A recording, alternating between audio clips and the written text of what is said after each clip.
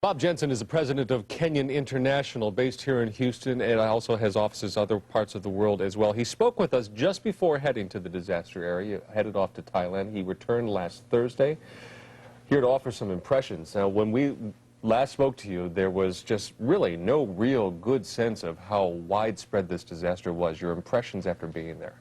Well, we respond to a lot of mass fatalities worldwide, and so we have an expectation, but I have to tell you, this one exceeded that expectation because of the size and scope. The amount of devastation throughout the area was just incredible, beyond description. Now, you were in Phuket, Thailand, as I understand, as well as other parts of the country. Dealing with the level of fatalities that are there, I know it's your business, but lay people here have no real idea how you go about even beginning. Well, what you have to do, and it's what the Thai authorities did, and we were part of a bigger team there, and I think it's always important to remember that. You have to start to consolidate the deceased into central morgues. And at one point there were several morgues throughout the area consolidated into 3 morgues.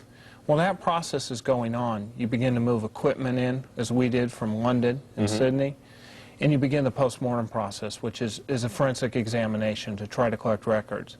At the same time, you have countries, and there are 30-some nations with teams over there, collecting records from families, DNA samples from families.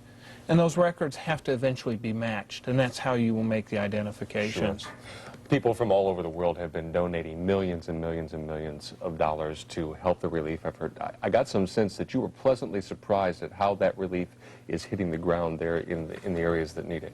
Well, and I can only speak to Thailand. Yeah. A lot of relief agencies coming in. A lot of life support functions are there and being sustained.